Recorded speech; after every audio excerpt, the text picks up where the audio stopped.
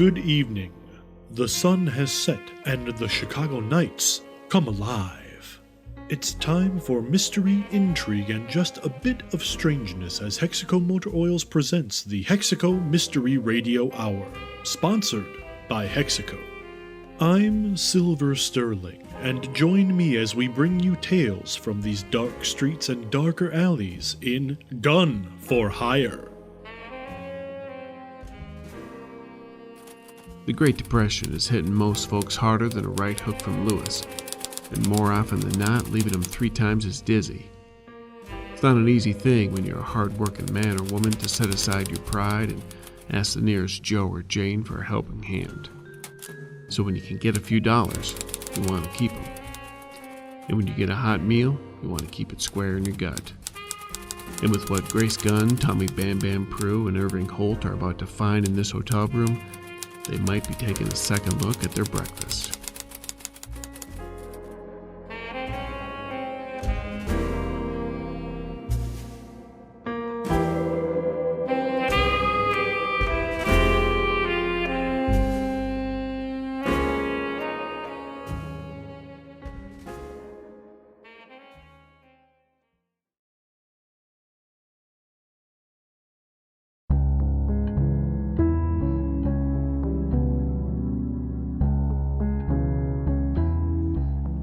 No matter how much you might think you can block out the creeping fog of death, it always finds its way through the cracks.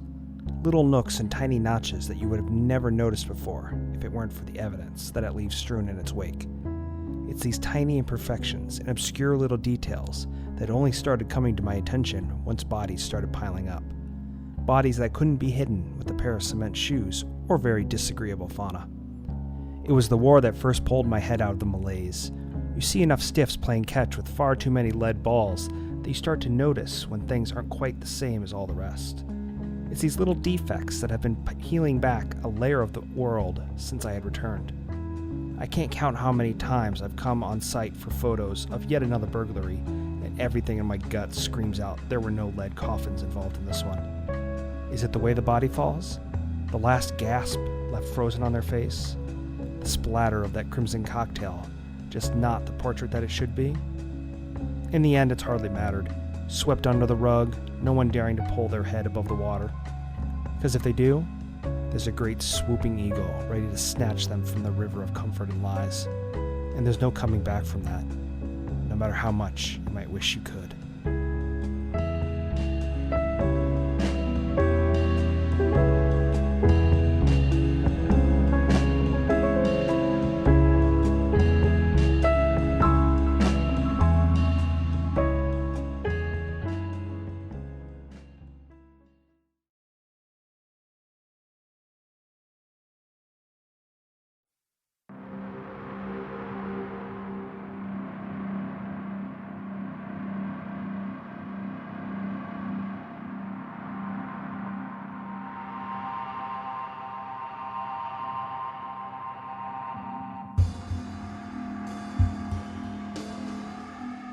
Tommy, you're following the yellow or the white dot of Irving's flashlight, making sure that there's a clear enough path. As your eyes are adjusting, as you're getting there, one thing that you're noticing is that you're in sort of this large foyer type room, center room, and then off of that is where the bedrooms and things are. You definitely can tell in this darkness that all the furniture has been pushed to the sides. And you reach the curtains and you find the seam where it is, and you grab one on each side and just yank them, pulling them across. And there's that distinct as the curtains part and the light floods in. And all of you see on the floor here, again, another series of symbols.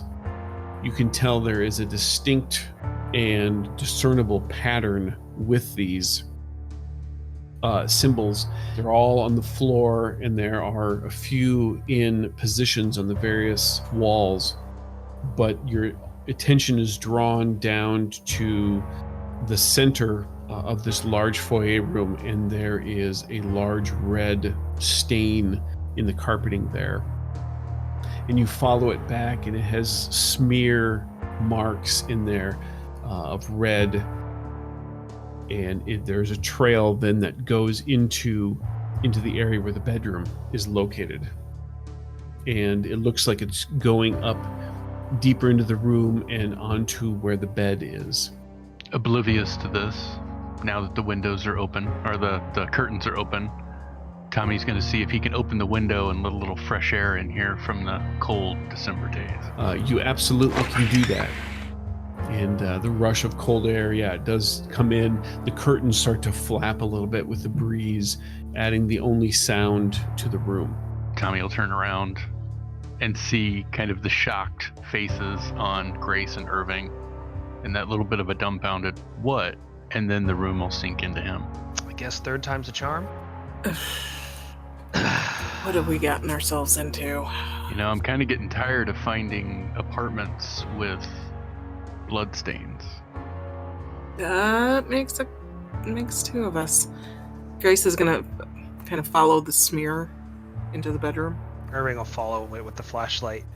Grace, you take the lead, and you're again following the white dot of Irving's flashlight as you go deeper into the bedroom, and the light from the large living area begins to fade behind you, and you start to lose details.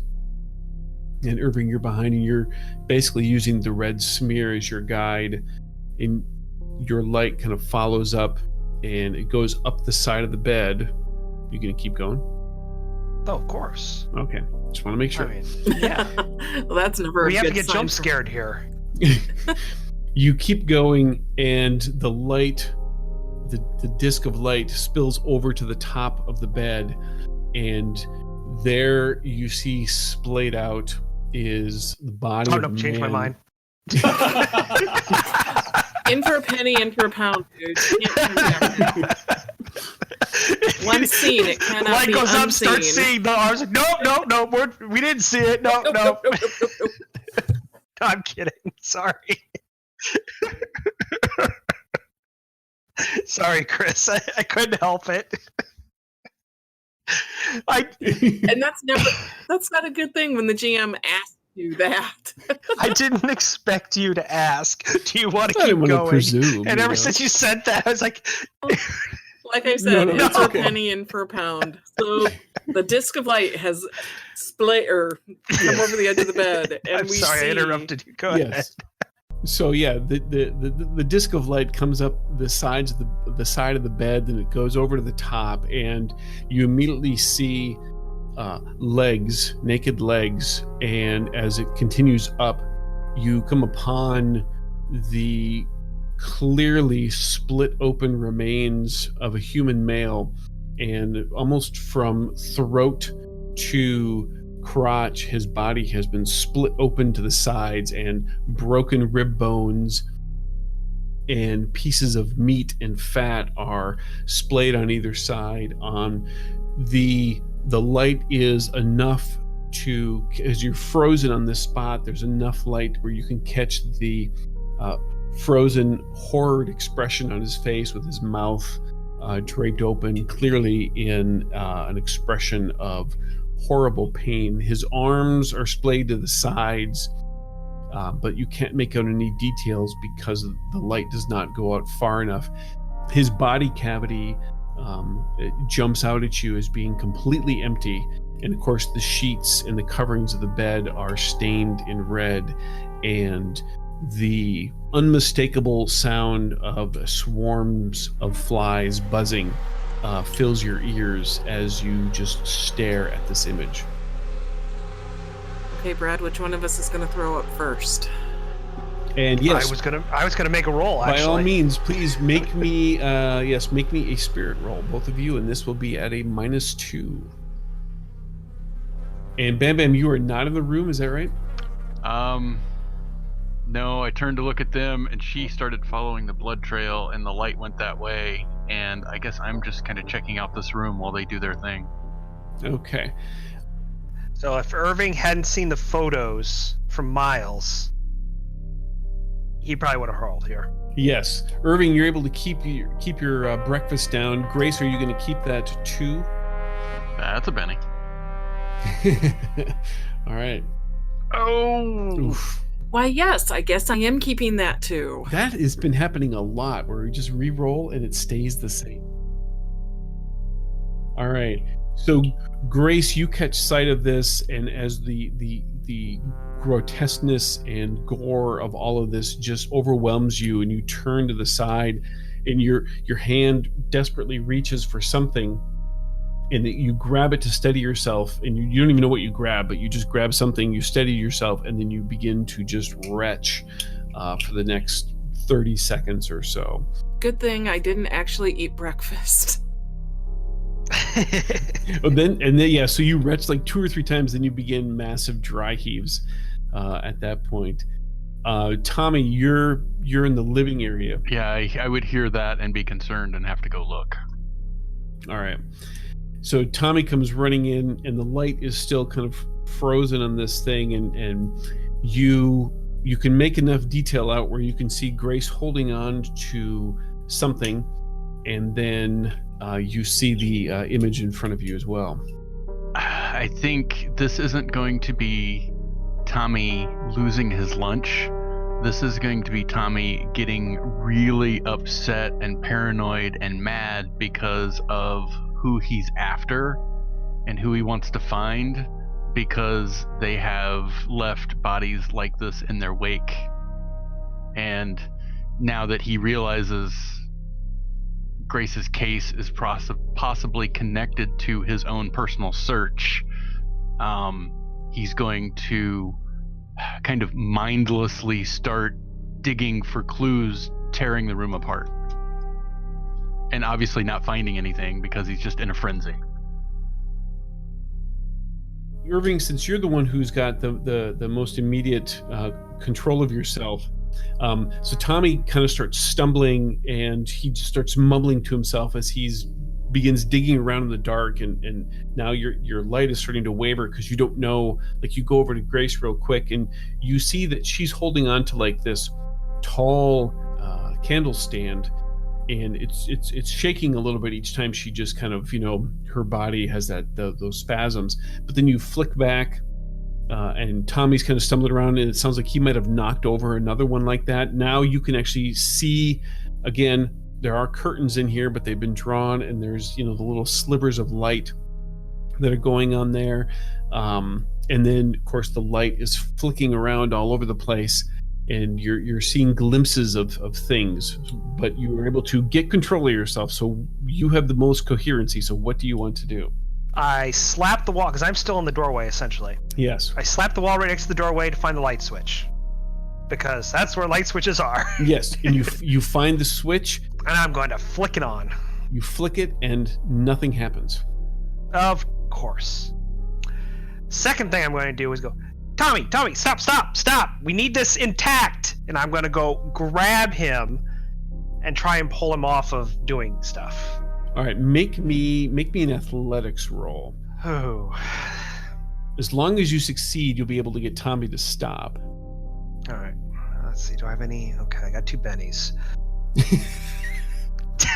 Like you need it. Yeah, yikes.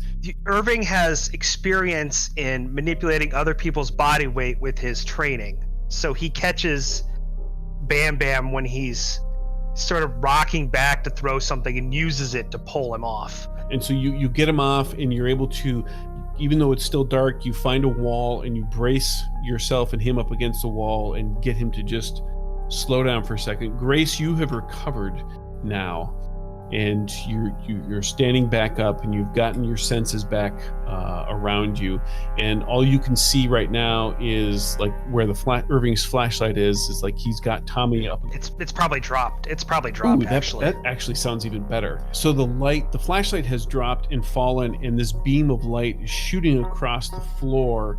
Your eyes are naturally drawn to it, and there within you can see bits and pieces of other symbols, and you see also some clothing. It looks like within this beam, the beam ends right at a candle, which is right near your feet. Can I tell style of clothing, male, female, anything at all from the lighting? Yeah, it looks like it might be a pair of men's suit pants. Which would make sense. Do we have matches to maybe light a candle? I'm sure you've got matches. Fumble around in the dark enough and find some matches then. And Possibly the person who smokes. Possibly the book of matches that had the address on it. Tommy! Tommy! What? He was here. We have to find this guy. There's got to be something. Give me your matches. Reach in my pocket, pull out the book of matches, toss it to Grace. Tommy, why don't we let her do her job, which she is much better at than we are, and stop ruining the place and get out of her way? Right. Tommy will step out of the room, go to the window he opened, get a breath of fresh air, and just kind of look out at the street, trying to get his mind focused. And all he's seeing is images of dead bodies with blood wings and thoughts about the woman he's been searching for. Irving, once you get whatever you're going to get lit, Yes. is going to say, let me borrow the matches. I'll light the rest of the place up if I can, so I can see if there's something else going on. That was a bad choice of words. Light it up. Light it up!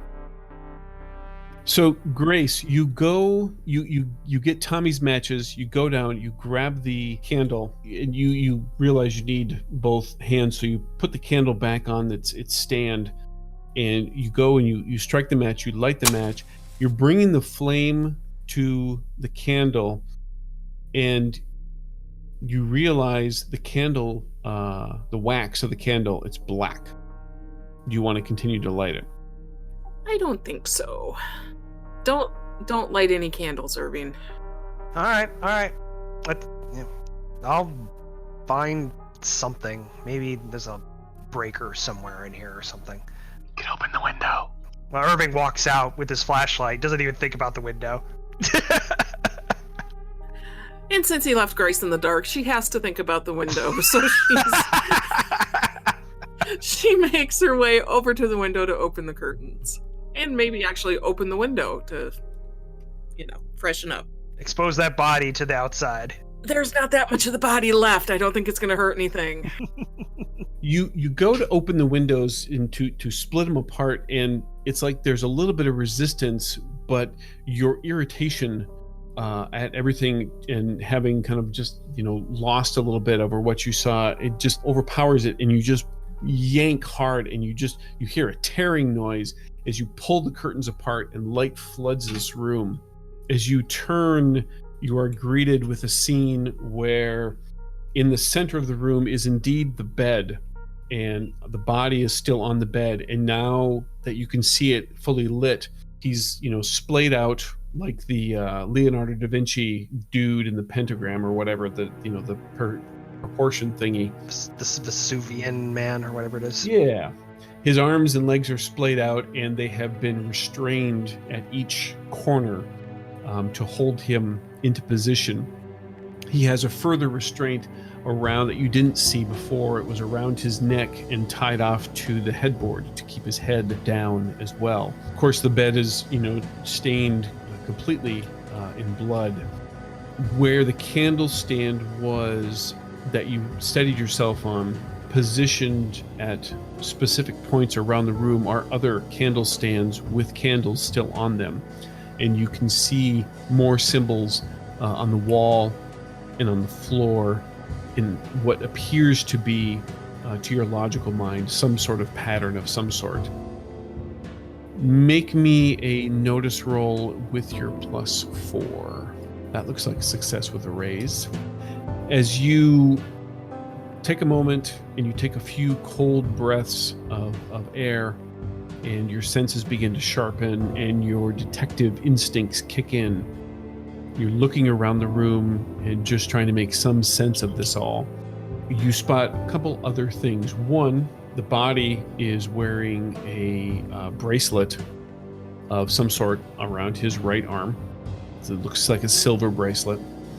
in the smear of blood that is on the bed and that goes down across the carpeting out into the room, you spot, and it's all dried of course, but you spot in the smears what appear to be footprints, not like human footprints, but more maybe like some sort of combination of a paw and a hoof. To the average observer, they probably wouldn't have even seen it just because of the way the blood streaks are, but you definitely pick that up, and it looks like the way those little paw prints go, they go out of the body and across, down through the streak. So you're thinking that something left his body. I do have knowledge occult. You can absolutely make a knowledge occult roll. Ooh, crit fail. Ouch. Okay, and unfortunately... Wait, can I spend a card on that? Yeah, what's the card you want to spend? I would like for Grace to get a clue. Ooh. Oh, all right. Excellent. Okay. We'll get to that here in a second. So you start studying this and things are beginning to kind of come together. Tommy, what were you doing during this time? Looking out the window, getting a breath of fresh air, trying to get myself resolved, and will apologize to Irving for my behavior. As long as you don't hit me, I'm okay with it. No, thank you for stupid what I did in there. I lost my head. It's just tired of seeing people this way. Unfortunately, it seems I'm getting used to it. So, when am I going to hear the story about whoever you're chasing? I'm going to need a drink to tell you that story. Let's just say she's important to me, and the short of it, this happened to someone that she was using an alias of. Okay. Remind me to buy you a drink. And Irving is walking around looking for a breaker box, and if he can't find one, probably opening curtains and other windows to get some light in the area. Make me a notice check, Irving. Sure. 4. You do find a breaker box. It does not appear to be... Everything appears to be on the up and up. Once you discover that, you start poking your head over lampshades, and you discover that looks like all the bulbs have been smashed out. Of course. Or removed. You also do find in a half-open end table, you pull it open and you see like a little notepad on there, and there's just some doodles and some scribbles, and you see things. You see like a heart, and then written inside the heart is the word Beatrice, and then there's underneath it is a stylized Hellsberg, and then with like a little 2 eyes and a little smiley face underneath it. And deeper into the shelf, you find more of that same ribbon that Grace had found around the tie as well. All right. Next time I run into Grace, I'll bring it up to her with her. But I'm gonna just keep adding light to the situation. So Grace, back in the room, when the get a clue card is played, and so you're standing there, and it's like you just kind of kick into this. Well, let me ask you before we go into this, is there anything specific that you want to do, or do you want me to go ahead and describe some of this to you? Go ahead and describe. Part of your brain just takes over that is the hardcore detective, and you just immediately you flip into that mode, and you're able to push away all of the grotesqueness and craziness and everything else that does not make sense in this room. Like your eyes just start picking out details. You see the bracelet around the guy's wrist. You spot the clothing that's there, and you're able to kind of discern exactly how and when it was probably removed. You make your way over to that bracelet, pulling out a hairpin, and you flip it over, and it's a very nice bracelet. And as you get up close, you notice he's also wearing a couple of rings on his right hand as well. And you flip over the top of this bracelet, and there's an engraving underneath, or on the underside of there, and it just simply says, to our beloved son Leo. From there, you go around and you're starting to pick up little other details here and there, and it looks like there probably were at least 3 other people in this room, aside from the victim. The last clue you find is over on it's kind of on the side of the bed, and it was buried almost, or hidden in like a fold of the sheets, of the blood crusted sheets. But using that same hairpin, you flip it up. It is a very nice and expensive earring. And right about that time, that's when Irving comes back into the room with Tommy. Irving, do you have your camera? When do I not have my camera is the better question. Today would be the day that you didn't. I felt I had to ask. And you make a good point. All right. Okay, let me... As much as I'm loath to ask you, would you mind getting some pictures? Well, I mean, it's not something I've not seen before, so... I can't imagine we'd ever really want to look at them again, but you never know. Yeah. Hey, sometimes you find things when you're not in the moment, so to speak. Oh, I found quite a bit. All right, here we go. I'm just gonna... Be sure you get the bracelet. Okay. Chris, in getting the picture of the bracelet, would he also get the rings? Because I don't remember now which side you said the bracelet was on. Yes, both were on the right hand / wrist. So yes, it wouldn't be too hard to flip that over. Okay. So be sure and get... I will. All of that. Do you want his face too? Yeah. I will do that.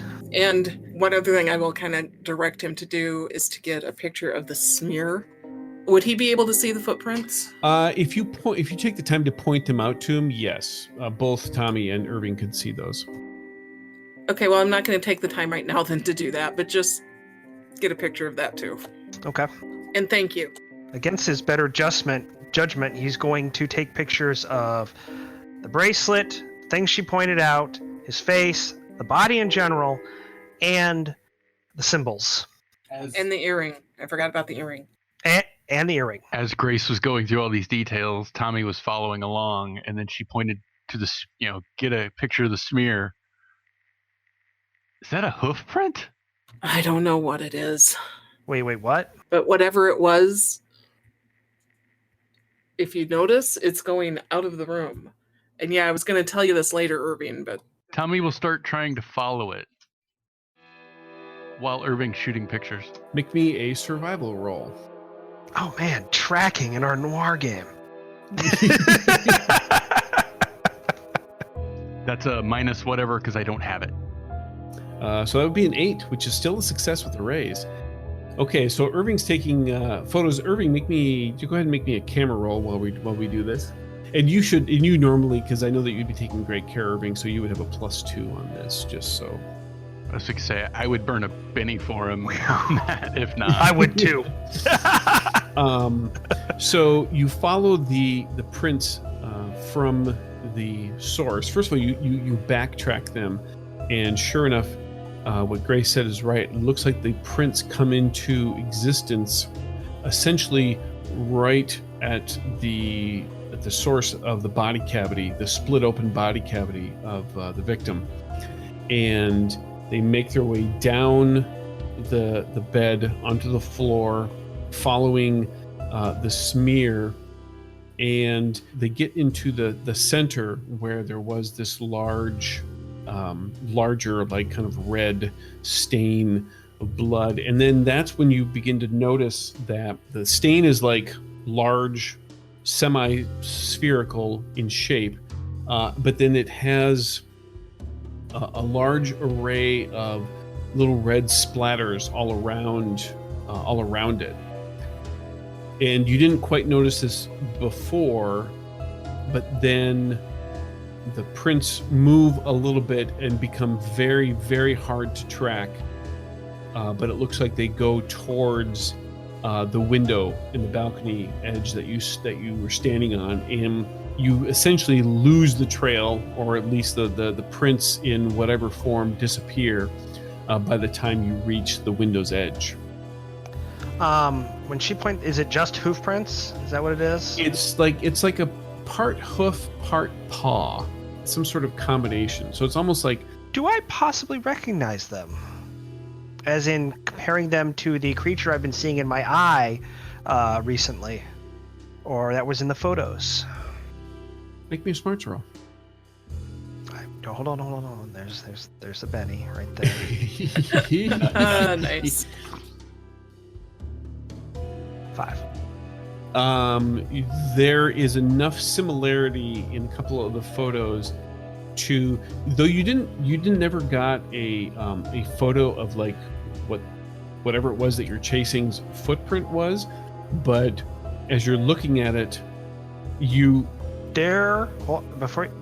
I saw footprints in the snow when I was first chasing him. And did you take a photo of that? What I have, I think I just saw it in the snow, and I said, "Is it dog, cat paws?" It's really odd. That's what I've got for notes. So I'm just trying to remember it then. Yes, but your memory does go back to that moment, and you're pretty sure these are the same things, the same style of prints. Okay. So now that my heart is racing, because in Irving's point of view, this guy had a creature erupt out of his chest that looks like the creature that Irving's now starting to see in his eye, and now he's starting to think this thing's going to happen to him. And it seems logical to him, because why not? Why not? So he's going to finish taking the pictures, because that's his job. And then he's going to sort of go out in the main room and sit down for a bit. Just sort of collect his thoughts.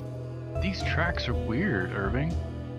They like come out to this middle room, and it looks like whatever it was, I don't know, ate something or tore into something, because whatever was in the center here, there's all these splatter around the outside, like it shook something or something burst. You mean like burst out from inside of it? No, I was thinking like, you know how dogs kill shake food sometimes? Yeah, that's it, right. No, okay. I'll wait till Grace is done, and maybe she'll just maybe it's nothing. I got the pictures done. Okay, I'll be out in a minute. Is there anything else? Probably not because of that card, but before I leave. Are you going to take the earring or any of the jewelry that you found? I do have a picture of it. You do, but how difficult is it to get the bracelet? You would have to use your hands to get it off, but you certainly could. Is the bracelet hinged, or would it go over?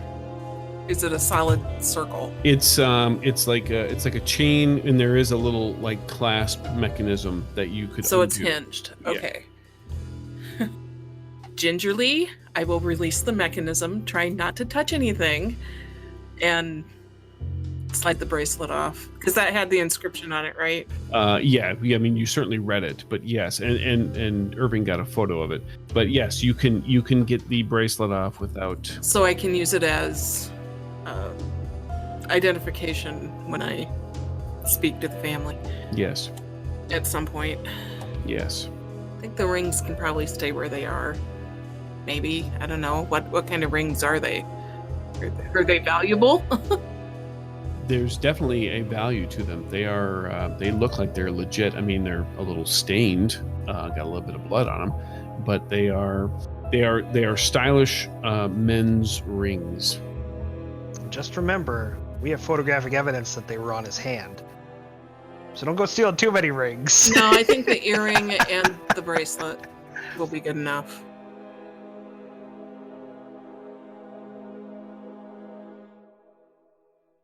One last question here, then. Yes.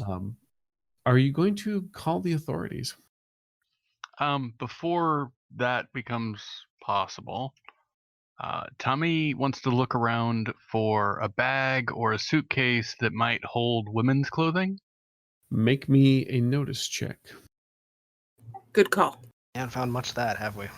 You know that it's got to be around somewhere. You don't find a suitcase per se, but you do find essentially kind of, I don't want to say tucked away, but like I said, the furniture was all kind of pushed to the sides behind a couch that was definitely pushed up against a wall where it just, room arrangement wise doesn't belong.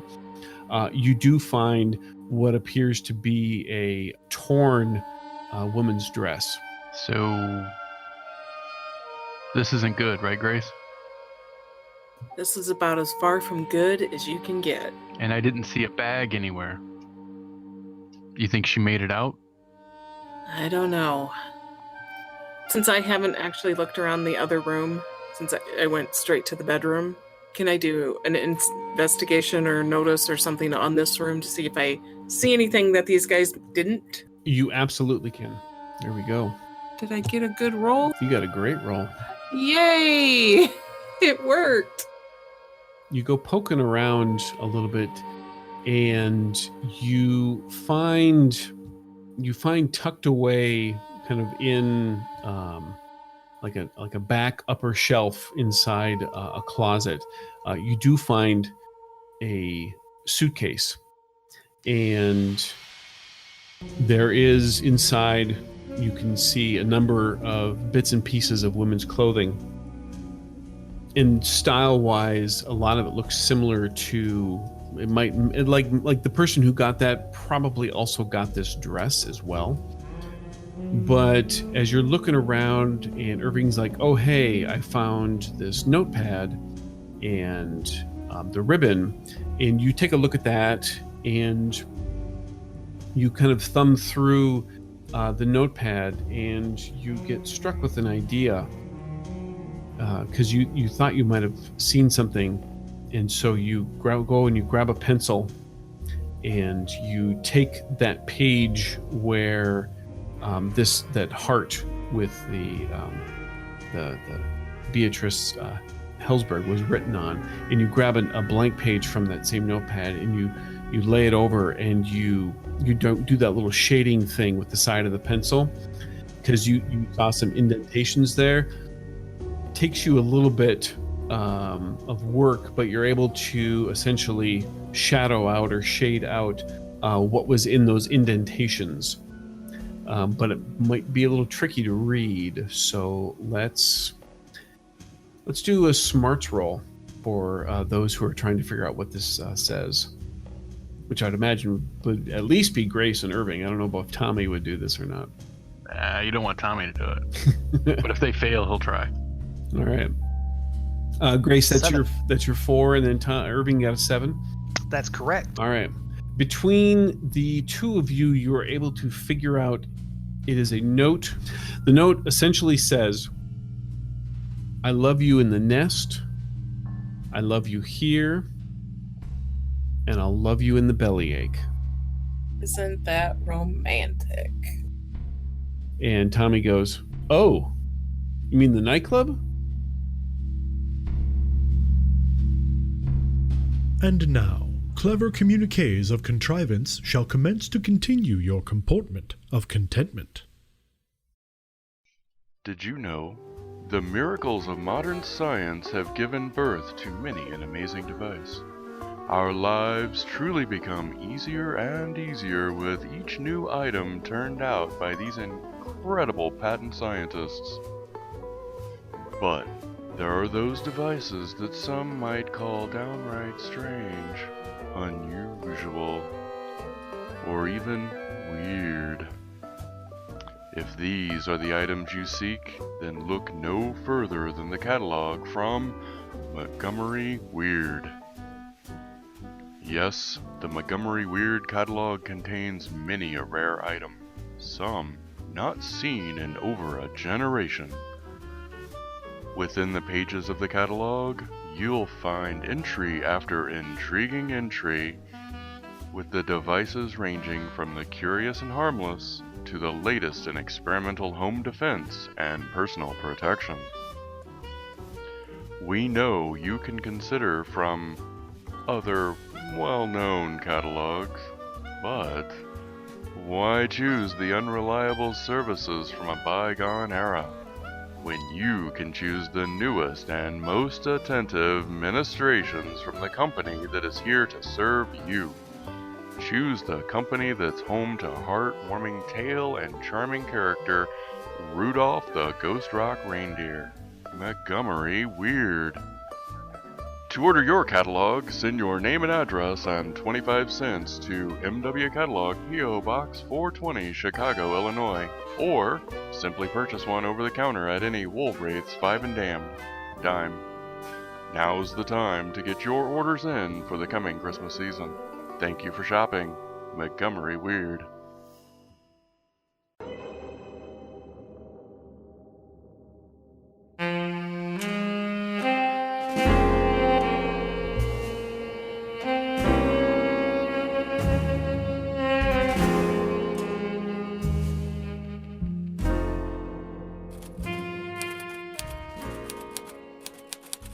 Well, it certainly seems like one part of this mystery is solved, but one thing's for sure, it's far from over, and probably going to get a lot messier than what's lying in the penthouse bed of the Blackstone. And with their bellies aching from what they just saw, now they're off to a different kind of bellyache.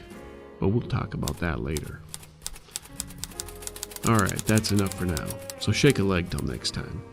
But just so we're clear, the part of Grace Gunn was played by Joe Rich, Irving Holt is played by Brad Smith, Tommy Bam Bam Prue is played by Brent Rich, and the boss in charge of this clip joint is Chris Hussey.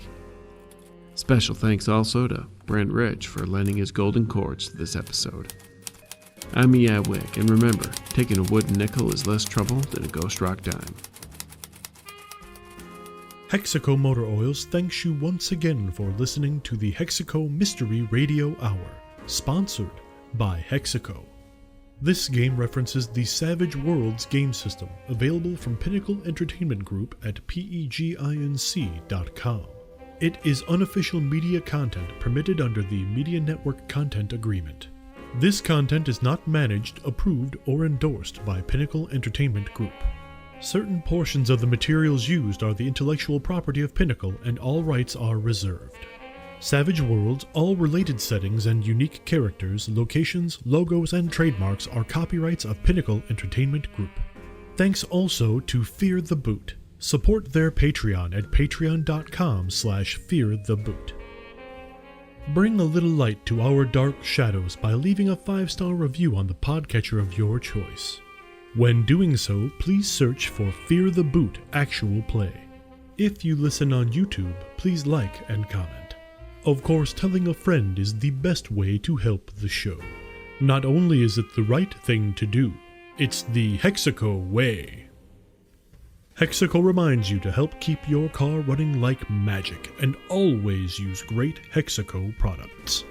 I'm Silver Sterling, and until next time, remember to keep one eye on the shadows.